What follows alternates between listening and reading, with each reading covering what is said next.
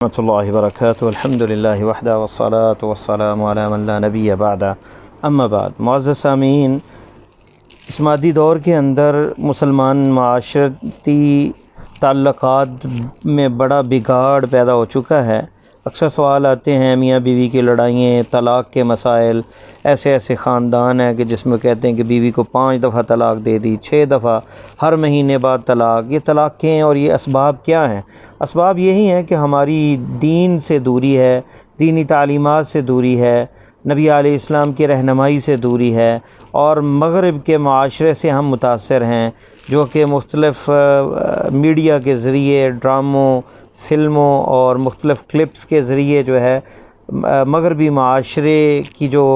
عادات ہیں، ان کی تہذیب ہے، ان کا کلچر ہے، ان کی ثقافت ہے، وہ ہمارے درمیان میں نشر کی جاتی ہے اور ہمارے بہت سے نوجوان اس سے متاثر ہوتے ہیں۔ تو اصل دین کی طرف اگر لوٹا جائے تو اللہ تعالیٰ قرآن میں کیا فرماتے ہیں؟ وَمِنْ آيَاتِهِ أَنْ خَلَقَ لَكُم مِّنْ أَنفُسِكُمْ أَزْوَاجًا لِتَسْكُنُوا إِلَيْهَا وَجَعَلَ بَيْنَكُم مَّوَدَّةً وَرَحْمَةً۔ یہ اللہ تعالیٰ کی نشانیوں میں سے ہے کہ تم میں سے تمہاری جوڑوں کو پیدا کیا اور تمہارے درمیان لِتَسْكُنُوا إِلَيْهَا، تاکہ تمہیں سکون اور راحت ملے آپس میں ازدواجی تعلقات کے ساتھ، اور میاں بیوی کا جو بندھن ہے، جو تعلق ہے، جو رشتہ ہے، جو اللہ تعالیٰ کے نام پہ بیویوں کے ساتھ جو ایگریمنٹ ہوتا ہے، اور اللہ تعالیٰ نے پھر محبت اور رحمت اور مودت اور رحمت بھی بنائی ہے، مودۃ و رحمہ۔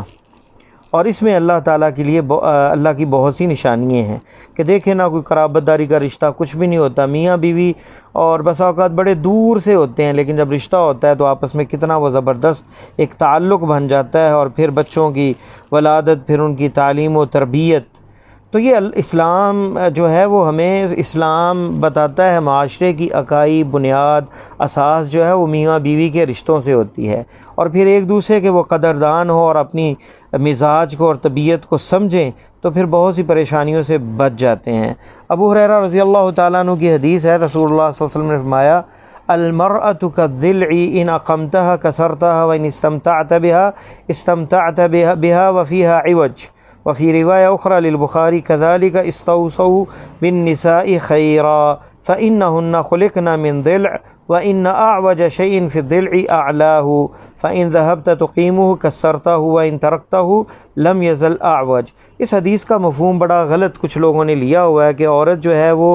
پسلی سے پیدا کی گئی ہے، اور اگر تم اسے سیدھا کرنے چاہو گے تو توڑ دو گے، اور اگر اسی طرح اس سے فائدہ اٹھانا چاہو گے اور اس میں وہ عوج اور وہ موڑ ہے، اس میں وہ سیدھا پن نہیں ہے، تو فائدہ اٹھا لو گے۔ اس لیے فرمایا آپ نے کہ عورتوں سے خیر کا معاملہ کرو، کیونکہ وہ پسلی سے پیدا کی گئی ہیں، اور پسلی کا سب سے اوپر والا حصہ جو ہے وہ ٹیڑھا ہوتا ہے، اگر اسے سیدھا کرنے کی کوشش کی تو وہ توڑ دو گے، اور اگر اسے اسی حالت میں رکھا تو فاستوصوا بالنساء خیرا، عورتوں سے خیر کا معاملہ کرو۔ تو اس میں حقیقت کے اندر اللہ تعالیٰ کے نبی صلی اللہ علیہ وسلم نے یہ بتایا ہے، اور قرآن کی وہ آیت میں بھی کہ خلق لکم من انفسکم، تم سے پیدا کیا، اور اللہ تعالیٰ نے اصل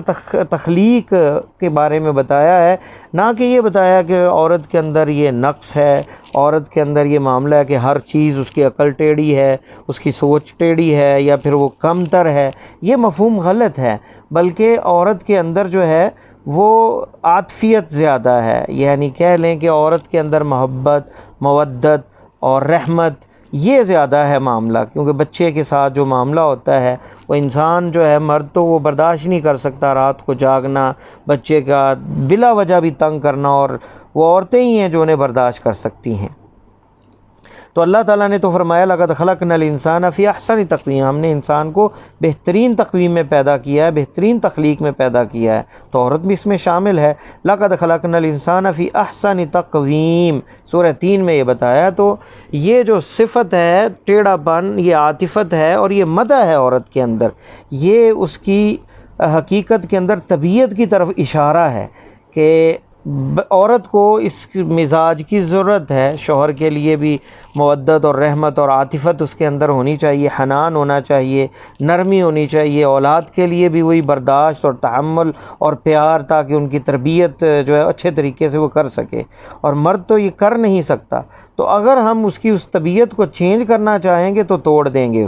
اس کی اصل تخلیق کو ختم کر دیں گے۔ یہ اس طرف نبی علیہ السلام کا اشارہ تھا، اور اگر اسی حالت میں ہم اس سے فائدہ اٹھائیں گے تو یہ اللہ تعالیٰ کی تخلیق ہے، اس میں اس عورت کا کوئی قصور نہیں۔ اللہ تعالیٰ نے اس میں عاطفت رکھی ہے اور حساسیت رکھی ہے کہ اس کے اندر عاطفت ہے، اس میں محبت ہے، آپ پیار سے جو ہے جو مرضی اس سے جو ہے کام لے سکتے ہیں، لیکن آپ وہی سختی اور وہی اپنا معاملہ جیسے مردوں سے معاملہ کرتے ہیں اسی انداز سے پیش آئیں گے تو پھر فائدہ نہیں ہوگا۔ اور اللہ تعالیٰ نے فرمایا ہے وَلَيْسَ الذَّكَرُ كَالْأُنثَىٰ، مرد عورت کی طرح نہیں ہے، عورتوں کا مزاج الگ ہے سورہ آل عمران میں۔ اور فرمایا ایک اور حدیث کے اندر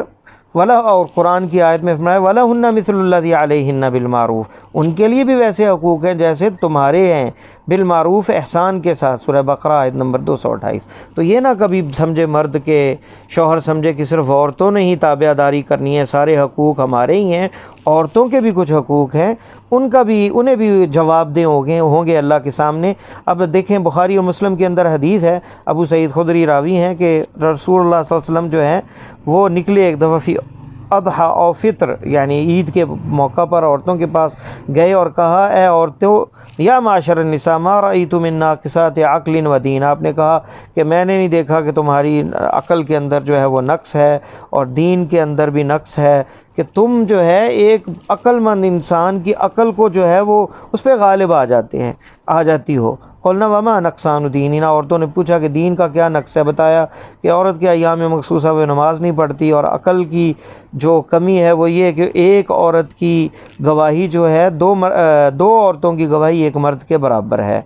تو آپ نے یہ بتایا، ان کی حقیقت کو بتایا، لیکن یہ بھی بتایا کہ ایک عورت جو ہے کس طرح اپنی عاطفت اور محبت اور مودت کے ساتھ بڑے سے بڑے عقل مند انسان کی عقل پر غالب آ جاتی ہے، لیکن اسے استعمال جو ہے وہ صحیح کرنا چاہیے، گھر کی تربیت اور بچوں کی تربیت اور گھر کی خیر اور بھلائی میں، یہ نہیں کہ اس کو دوسری جانب وہ لے جائے اور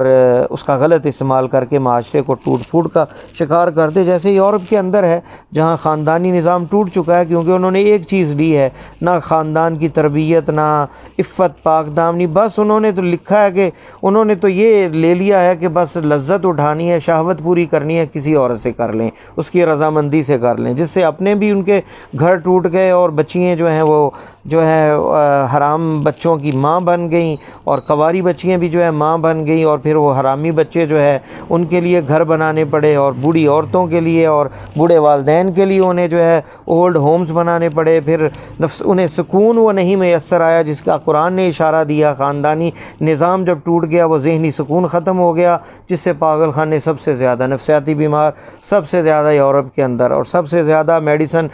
نفسیاتی استعمال کرنے والے یورپ کے اندر۔ تو سبب یہی ہے کہ دین سے دور ہوں گے تو تباہ معاشرہ ہو جائے گا۔ تیسری حدیث اندازہ کریں کہ نبی علیہ السلام کے پاس انس راوی ہیں رضی اللہ تعالیٰ عنہ، کہتے ہیں نبی علیہ السلام اپنی بعض عورتوں کے پاس تھے کہ عائشہ رضی اللہ تعالیٰ عنہ کے گھر میں تھے کہ ایک پلیٹ میں کھانا آیا، تو جن کے گھر میں کھانا آیا جب انہیں پتہ چلا تو انہوں نے پلیٹ کو نیچے گرا کے توڑ دیا، کھانا بھی گر گیا اور پلیٹ بھی ٹوٹ گئی۔ نبی علیہ السلام وہ ٹوٹی پلیٹ کو اٹھا رہے ہیں، اور فجمع رسول اللہ صلی اللہ علیہ وسلم فلک الصحفاتی ثم جعل یجمع فیہا الطعام، اور کھانا اس میں اکٹھا کیا، ویقول، اور کہنے لگے غارت امکم، تمہاری ماں کو غیرت آ گئی، اور تمہاری ماں کو جو ہے وہ دوسری بیوی نے جب یہ بھیجا تو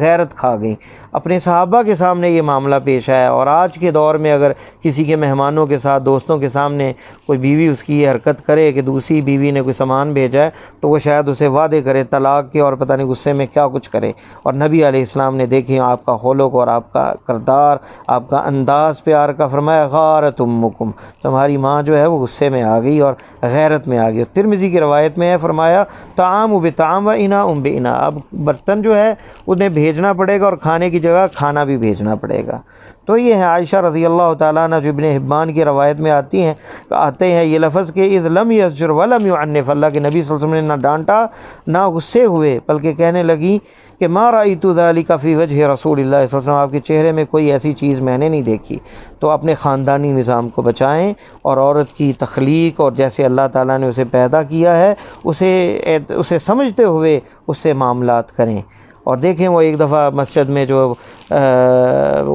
حبشی نوجوان کچھ کھیل رہے تھے، جنگی کھیل کھیل رہے تھے، اور عائشہ رضی اللہ تعالیٰ عنہ پیچھے آپ